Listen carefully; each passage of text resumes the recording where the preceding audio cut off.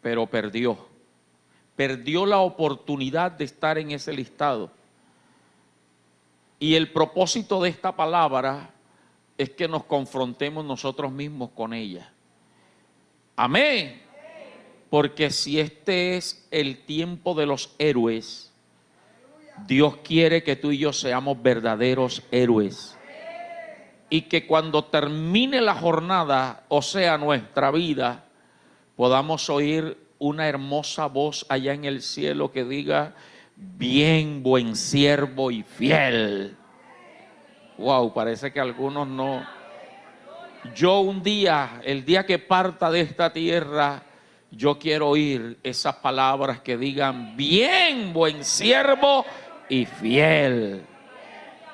Entra en el gozo de tu Señor. Aleluya. Donde se acabará todo. Pero hay una carrera que seguir aquí. Por eso Pablo dijo: he acabado la carrera. Hay que caminar en esta carrera donde vienen luchas, dificultades, fracasos. Van a venir fracasos. Pero los héroes se levantan del fracaso. Amén. Los héroes no se dan por derrotados. Toca a alguien y dile: no te des por derrotado. No te des por derrotado. Es más, aunque haya pasado tiempo y no hayas visto tu milagro, no dejes de creer. Usted sabe que hay un par de ancianos en la Biblia, no tiene nada que ver con el mensaje, pero el Espíritu Santo me está direccionando a hablarle a alguien de esto. Hay un par de ancianos en la Biblia que cuando José y María fueron a presentar a Jesús al templo, uno de ellos dijo: ahora puedo morir tranquilamente, porque mis ojos vieron lo que se me había prometido. Él se le había prometido que iba a conocer al Salvador. Y el Señor lo sostuvo durante muchos años. Una mujer viuda también, si mi mente no me traiciona, llamada Ana, duró muchos años y pudo tener en su regazo al Salvador. Yo creo que tú y yo vamos a tener en nuestro regazo nuestro milagro, nuestra bendición, y no importa el tiempo que tengamos que esperar. Recuerda que la Biblia dice que el reino de los cielos sufre violencia, y los violentos, los héroes, los atrevidos, los que no se dan por vencidos, arrebatan el reino de los cielos. Y este hombre que pudo ser un héroe nos va a enseñar mucho. Y primer libro de Samuel, capítulo 15, versículos 25 y 26. Voy a leer esos dos versículos. Los que toman nota, voy a darles otros versículos, y ahí sí, pues los que están allí en audiovisuales los van colocando. Dice primero de Samuel 15, 25. Le dijo Samuel a Saúl, o Saúl a Samuel: y vuelve conmigo para que adore a Jehová. Le dijo el rey Saúl al profeta Samuel. Versículo 26. Y Samuel le respondió: no volveré contigo, porque desechaste la palabra de Jehová, y Jehová te ha desechado para que no seas rey sobre Israel. Después de eso Saúl siguió siendo rey. Duró tiempo siendo rey. Su reinado fue malo allí, pero fue desechado por Dios. Y me adelanto a algo importante. Hay gente que, aunque todavía tenga el llamamiento, el ministerio y los dones, ya Dios no está con ellos. El rey Saúl perdió 4 cosas importantes en la vida. La primera de ellas, la gracia de Dios. Hermano, eso es lo que más nos tiene que importar e interesar a nosotros. Que la gracia de Dios esté con nosotros todos los días. Pero nos afanamos más por un milagro, por una sanidad, por una provisión, sin saber siquiera si la gracia de Dios está con nosotros. Cuando tú tienes la gracia de Dios contigo, tienes asegurado casa, carro y beca. Amén. Entonces, así como ayunas, oras, te afanas por un milagro, por una bendición, afánate por buscar la gracia de Dios. Pastor, ¿y cómo hago para que la gracia de Dios esté conmigo? Sencillo, vive para Dios y no vivas para ti ni para los demás. Niégate a ti mismo cada día. Pídele que te cambie, que te transforme, y estoy seguro que esa gracia estará sobre ti. Saúl la perdió, Dios lo desechó. Lo segundo que Saúl perdió fue el privilegio de seguir reinando muchos años más en Israel. Aproximadamente 40 años duró el rey Saúl gobernando. Pudo gobernar muchos años más, pero ya Dios lo había desechado. Y cuando la gracia de Dios se aparta de nosotros, estamos expuestos a que el enemigo nos quite la vida o nos traiga maldición. Saúl perdió el privilegio de seguir en el propósito de Dios, en el llamado de Dios, en el reinado que Dios le había encomendado. Hermano, no pierdas tu llamado. No descuides tu llamado. Amén. Tercer privilegio que perdió el rey Saúl. Saúl perdió el privilegio de que sus hijos lo reemplazaran en el reinado. Yo creo en un Dios de familias. Y por eso yo creo que toda tu familia va a ser salva. ¿Qué tenemos que hacer? Según Hechos 16:31, cree en el Señor Jesucristo y serás salvo tú y tu casa. Solo cree, dile al que está al lado tuyo, solo cree en Cristo.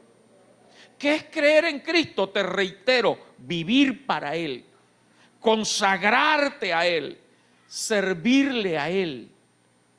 El resto Él lo hace. Y como les he dicho tantas veces, hermano, Dios sabe que hay familiares nuestros que nunca van a pisar un templo. Dios sabe que hay familiares cercanos nuestros que nunca le van a servir. Pero por amor a ti, por amor a mí, en el momento de la muerte Dios le va a dar la oportunidad. Quisiéramos verlos a todos aquí reunidos alabando a Dios, pero Dios sabe que hay familiares duros y tú sabes también que tiene familiares que son de corazón duro.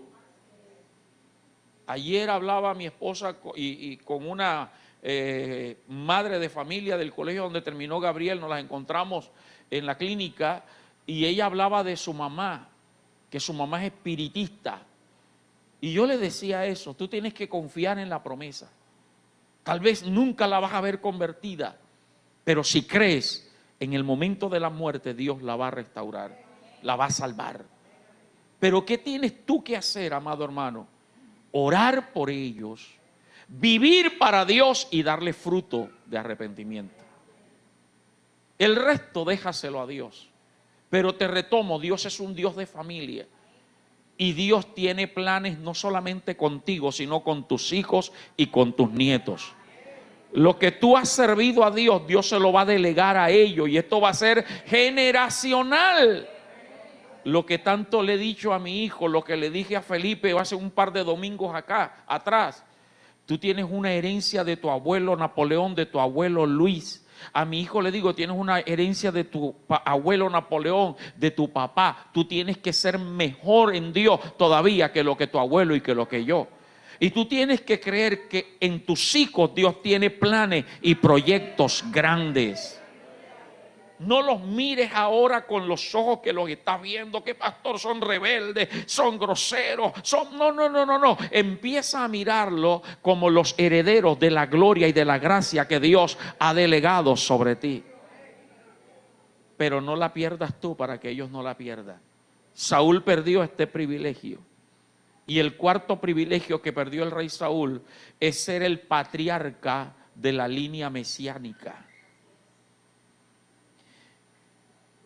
El heredero, el sucesor de Saúl, que fue David, fue escogido para la descendencia de la línea mesiánica.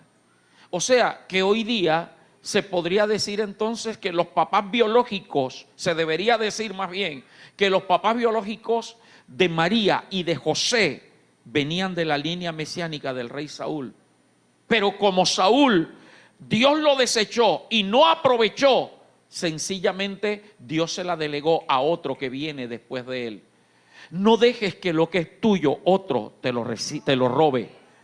No dejes que lo que Dios ha determinado para ti otro lo agarre. Tú tienes que apropiarte de lo que Dios te ha entregado. Y cuando yo estudiaba y meditaba en esto, decía, qué final tan triste para un hombre, óyeme bien, que fue escogido por Dios. Usted sabía que Saúl fue escogido por Dios, ¿verdad? Aunque no estaba en el plan de Dios, sino que el pueblo en su rebeldía le dijo a Dios, queremos un rey que nos gobierne. Queremos un rey que esté por encima de nosotros como tienen las otras naciones.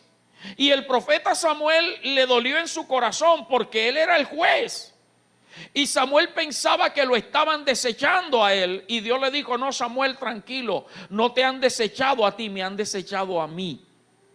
Ya no quieren que yo sea el rey de ellos, sino que quieren a un hombre. Y todavía el ser humano todavía sigue desechando a Dios y poniendo a los hombres. Amén. Terrible eso, ¿verdad? Por eso Jesús dijo, puesto los ojos en el autor y consumador de la fe.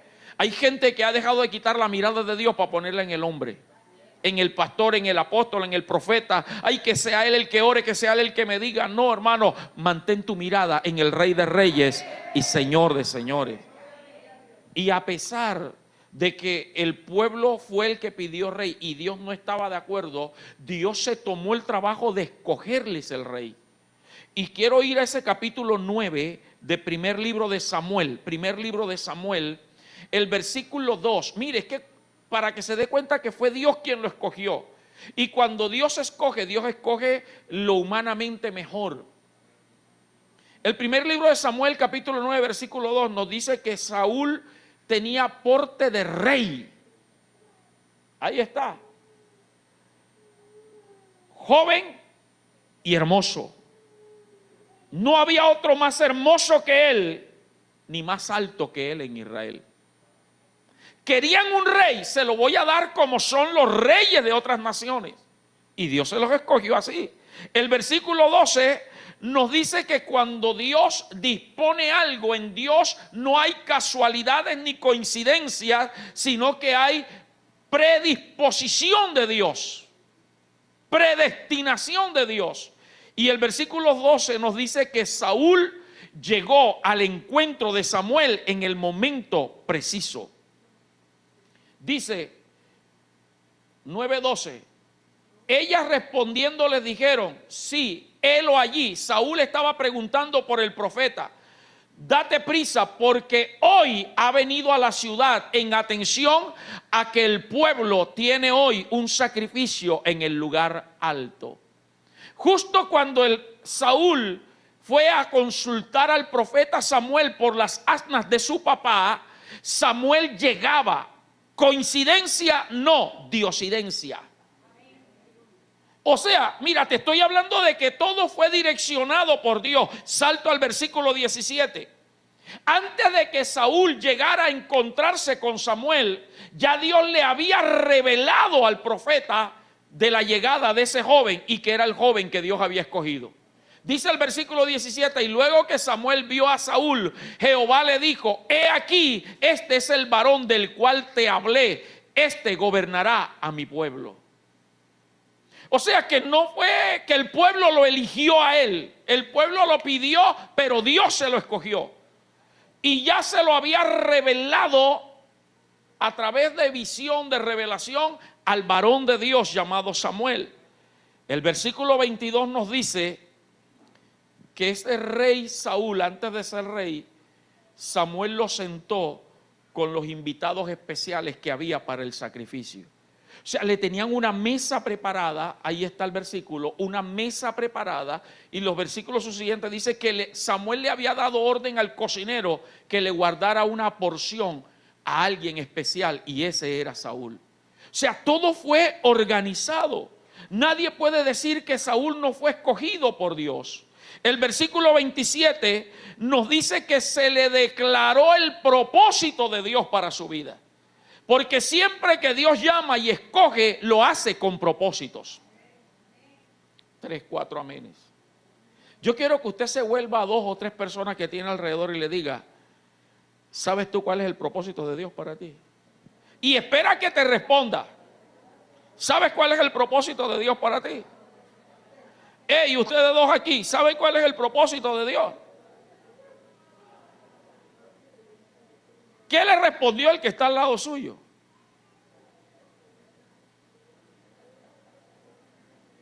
Es más, te voy a decir que tal vez muchos de los que están tocando y cantando, ese no es el propósito de Dios para tu vida. Los que están de servidores, tal vez ese no es el propósito. Hace parte del servir a Dios. Pero cuando tú encuentras el propósito con el cual Dios te hizo nacer y te trajo a esta iglesia, mayores bendiciones van a venir para tu vida. Pero algo más grave, Vivian, hay gente que sabe el propósito, pero está escondido. Y esos son peores todavía con Dios. A este se le reveló, versículo 27, ya lo tenemos, dice, y descendiendo ellos al extremo de la ciudad, dijo Samuel a Saúl, di al criado que se adelante, y se adelantó el criado, quedó solo con Saúl, Samuel, mas espera tú un poco para que declare la palabra de Dios sobre ti. Vayamos al capítulo 10. Allí en el capítulo 10, versículo 1, Samuel lo unge como rey. Y recuerden que Samuel era el profeta, era el juez, era el hombre que recibía la voz de Dios. Samuel, por orden de Dios, unge a Saúl como rey. El capítulo 10, versículos 3 y 4, nos dice que Dios le dio señales que servían de confirmación del llamado de Dios. Porque es que a veces somos tan tercos. Señor, dime si es esto lo que tú quieres conmigo o no. Y Dios te está hablando esta noche y todavía alguno va a salir de aquí a orarle, Señor, confírmame. Pregúntele a Gedeón, pregúntele a Moisés. Siempre quieren que Dios les confirme y les reconfirme y les reconfirme. Pregúntele al profeta Ezequías. El varón de Dios Isaías va y le dice, prepara tu casa porque te vas a morir. ¿Y qué hizo el rey cuando el profeta le dijo que Dios le había dicho que se iba a morir? Se puso a llorar. ¿Y por qué lloró? Porque creyó a la palabra del profeta. Ahora el profeta se regresa y le dice, Dios te va a añadir 15 años. ¿Y en qué conoceré yo eso? Creyó que se iba a morir, pero no creyó en la palabra profética de que Dios lo iba a sanar. ¿Hasta cuándo quieres que Dios te diga que sí te va a sanar, que sí te va a bendecir, que sí va a hacer? Pero somos así. El rey Ezequías, ¿y en qué conocer? Entonces tuvo que hablarle de la sombra que iba a retroceder, etcétera. Usted conoce la historia. Entonces Dios con todo eso le da señales que le confirmaban a Saúl de que él lo había escogido. Y la primera de ellas está en el versículo 3, que se iba a encontrar con un grupo de gente que llevaban unas cabras y le iban a dar unos panes. Luego en el versículo 4 se iba a encontrar con el versículo 5 se iba a encontrar con una guarnición de los filisteos. Y él caminó y se encontró con todo eso, le sucedió. Y viene algo más poderoso todavía que confirma de que Saúl fue escogido por Dios. Y está en el versículo 6 del capítulo 10. Saúl fue lleno del Espíritu Santo. El Espíritu de Dios no venía sobre cualquier persona en aquel tiempo. Solo en la gente que Dios escogía. A los sacerdotes, a los jueces, a los reyes, a los profetas. Ahora este muchacho, que lo que era un buscador de asnas, de burro, ahora lo toma el Espíritu Santo, se mete entre profetas y Dios lo usa para profetizar. Versículo 6, capítulo 10, versículo 6. Entonces el Espíritu de Jehová vendrá sobre ti con poder y profetizarás con ellos y será mudado en otro hombre. Y ahí hay otra señal, su corazón fue mudado. Dios le cambió el corazón. Tenía un corazón que no era conforme al de un rey. Y Dios lo preparó para ser rey. Porque es que a veces el miedo de servir a Dios es la incapacidad nuestra. Pero hoy te quiero recordar que Dios no llama a gente capacitada. Dios capacita a los que llama. A veces, señores, que yo no sirvo para eso, señores, que soy tímido, señores, que no, hermano. Cuando Dios llama, Dios se encarga de cambiar y mudar tu corazón. Y a pesar de todas estas 9 cosas que te he mencionado, la última, su corazón fue mudado, versículo 6. A pesar de todo esto, es triste lo que perdió el rey Saúl. Y meditaba cuántos hombres y mujeres de Dios hoy día han caído de la gracia de Dios. Después de haber sido llamados por Dios, de haber sido escogidos por Dios.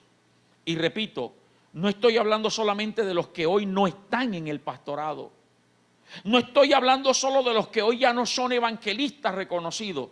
Hablo aún de pastores, apóstoles, profetas y evangelistas que andan recorriendo las naciones, pero están desechados ya por Dios. Pastor, ¿y por qué hay milagros? Porque Dios es misericordioso y los dones son irrevocables, pero tú no vas a ser recompensado por los milagros, sino por la gracia que hay de Dios en ti. Por eso te repito, hermano, lo que más tenemos que cuidar es la gracia de Dios. Hoy esto es una voz de alerta para nosotros. Valora tu llamado, valora lo que Dios te ha dado. No hagas las cosas de Dios por obligación, ni por compromiso, ni por cumplir, ni por salir del paso, ni de mala gana. Es un privilegio grande servir a Dios y ser usado por Dios. Valora tu llamado, pero sobre todo mantente dentro del propósito de Dios. ¿Qué hizo que el rey Saúl cayera de la gracia de Dios? ¿Qué hizo que Dios lo desechara para que no fuera más rey? 2 cosas. La primera de ellas, no estar atento a la voz de Dios por medio del profeta cuando Dios le dijo que había que destruir a toda Amalek. Ahí es el versículo con el cual iniciamos el capítulo 15, primero de Samuel. Dios le dio una orden al rey Saúl. A través del profeta le dijo, ve y destruye a Amalek. Destruye a todo, mata aún a los niños y a los de pecho. Suena cruel eso, ¿verdad? Pero Dios también le da las razones por las cuales debía destruir. Porque ellos se opusieron al pueblo. Y tranquilo, que aunque tú no estés viendo que Dios haga justicia de lo tuyo, ni venganza, Dios tiene un momento preciso donde va a vengar tu causa. Donde Dios te va a respaldar, hermano. Pero no prestó atención, no estuvo atento a lo que Dios le dijo. En segundo lugar, dio más importancia a lo que decía el pueblo que a lo que le dijo el profeta. El profeta le dijo, por orden de Dios, destruye todo, animales, gente, no reserves nada. Pero el pueblo le dijo, guardemos a lo mejor del ganado. Ofrezcámoselo a Dios. Estuvo buena la idea, pero no era la orden de Dios. Atento a esto que viene. Hermano, cuando un creyente se llena más de lo que otros dicen a lo que su pastor dice, está a punto de caer de la gracia de Dios. Te lo voy a repetir y te lo voy a explicar. Para eso Dios estableció pastores en cada iglesia, para direccionarnos. Y hay gente que está más atenta a lo que otro pastor que ni conoce ni los conoce a ellos les dice y desecha. Están más atentos a lo que las redes sociales hablan en contra de la palabra que a lo que el pastor les enseña de la palabra. Y entonces se desvían y ponen por duda lo que el pastor de la iglesia les enseña. Están a punto de caer de la gracia de Dios. También el rey Saúl se dejó llevar por su razonamiento y lógica, más que por lo establecido por Dios. Y ese es el gran problema del ser humano. Por allí fue que Satanás tentó a Eva, cuando le dijo, con que Dios ha dicho que no comáis de todo árbol. Eva le dijo, no, Dios dijo que de todos podemos comer, menos de uno. Porque el día que comamos vamos a morir. Y el diablo le trabajó la lógica y el pensamiento. Le dijo, no vas a morir, sino que sabe Dios que el día que comas de ese árbol, tus ojos se van a abrir. vas a conocer el bien y el mal y vas a ser como Dios. Hoy día la gente quiere o cree saber más que Dios y más que la Biblia. Y el diablo trabaja el cuestionamiento de la palabra. El rey Saúl cuestionó la voz de Dios a través del profeta. Esto que te estoy hablando te lo resumo en dos cosas. Capítulo 15, versículo 23. Mira lo que Dios le dice cuando el rey Saúl va, mata a los amalecitas, perdona la vida del rey Agag, rey de Amalec, y perdona lo mejor del ganado para ofrecérselo a Dios. Capítulo 15 de primero de Samuel, versículo 23. Entonces viene el profeta Samuel y lo confronta y le dice: ¿por qué no obedeciste la voz de Jehová tu Dios? Yo sí obedecí. Y entonces el profeta le dice: ¿y qué es este balido de ovejas que yo escucho?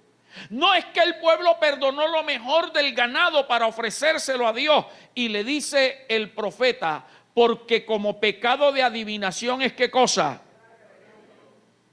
Repítalo, porque como pecado de adivinación es ¿qué cosa? La rebelión. Y como ídolos e idolatría, ¿qué cosa? Por cuanto tú desechaste la palabra de Jehová, Él también te ha desechado para que no seas rey. Dos cosas bien fuertes. Si yo pregunto acá, ¿cuántos rebeldes hay aquí? De pronto alguno tiene el valor moral y dice: yo, que no creo. Pero suena como que ofensivo que nos diga: tú eres un rebelde y un obstinado. Pero déjame decirte que muchas veces nosotros somos rebeldes y obstinados. Te defino lo que es rebelión. Escúchalo. Rebelión es la acción de romper con la relación de dependencia hacia Dios para vivir en nuestros propios conceptos y nuestra propia autonomía y nuestras propias decisiones. Se lo repito, es romper con la relación de dependencia de Dios. No, pero ¿yo para qué tengo que orar todos los días? ¿Yo para qué voy a orar por esto? ¿Yo para qué voy a pedir por esto? Yo puedo, yo soy capaz. Y entonces creemos en nuestra propia capacidad y tomamos decisiones en base a nuestra propia lógica. Y de pronto por algún lado el Espíritu Santo te está diciendo: ora y lee la Biblia, llama al pastor, a la pastora y pide la oración. No, pero es que ¿para qué molestarlo? Yo creo que yo puedo hacerlo. Estamos dejando de depender de Dios para depender de nosotros mismos. Eso se llama rebelión. ¿Y sabe qué es lo peor? Que este pecado de rebelión, según ese versículo, Dios lo compara con la adivinación. ¿Usted sabe lo que es la adivinación? Cuando se habla de adivinación pensamos en los brujos nada más. Ok, piensan los brujos, pero muchas veces tú y yo hemos actuado como adivinos. Porque cuando no colocamos nuestros caminos en las manos de Dios y no somos direccionados por Dios, sino que hacemos nuestra voluntad, estamos jugando al azar a lo que venga después. Y eso es adivinación. Cuando nos metemos en relaciones, cuando hacemos negocios, cuando tomamos decisiones sin consultar a Dios y sin esperar la voluntad de Dios, tenemos que esperar a ver qué resulta. Pero cuando tú te colocas en las manos de Dios, tú sabes que todo te va a salir bien, porque es Dios el que te va a abrir la puerta, es Dios el que te va a direccionar, es Dios el que te dijo hágalo, y aunque tú no veas la forma, tú te metes de cabeza, porque Dios nunca te va a dejar mal, ni te va a dejar caído. Pero cuando son nuestras propias decisiones, entonces sufrimos. Y eso es adivinación. Lo otro de lo que habla ahí el texto es la obstinación. Fueron los dos grandes pecados de Saúl: la rebelión y la obstinación. ¿Y qué es, según la Biblia, la obstinación? Es cerrar la mente al Espíritu Santo y mantenernos en nuestros propios conceptos.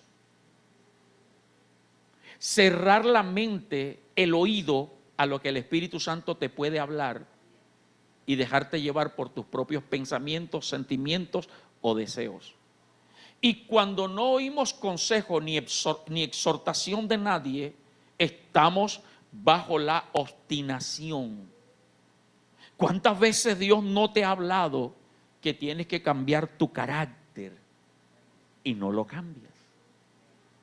Es que así soy yo y a mí nadie me va a cambiar. Dile al que está al lado tuyo, obstinación.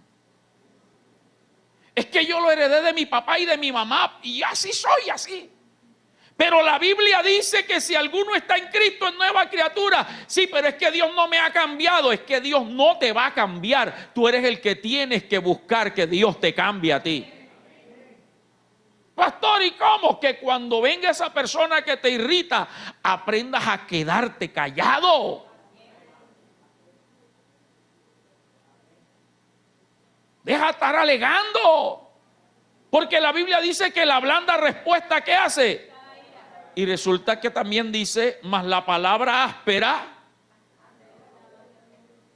Pastor, es que es lo que me dijo, yo tengo que responderle, yo no me quedo con nada de nadie. Eso se llama obstinación. Ay, Dios mío, déjeme y tomo agua, que eso como que estuvo fuerte. Toca al que está a tu lado y dile, no seamos obstinados.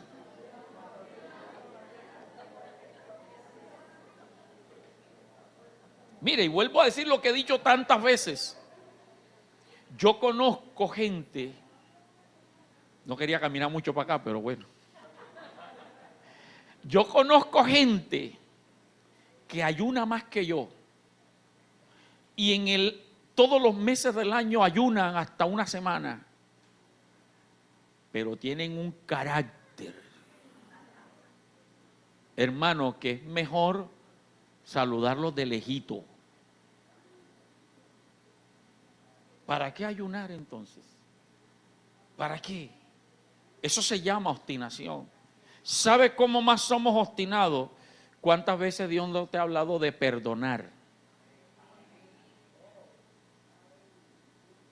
Y hay gente que no ha perdonado. Pastor, es que lo que me hizo, pastor, lo tengo ahí metido. Hasta que no deje que Cristo entre allí, eso no lo va a sacar. Pastor, es que es un sinvergüenza y no ha cambiado. ¿Y quién dijo que esa persona tiene que cambiar? El que tiene que cambiar es tú. Y somos obstinados. Es más, hay parejas que siguen conviviendo, pero no han perdonado el pasado.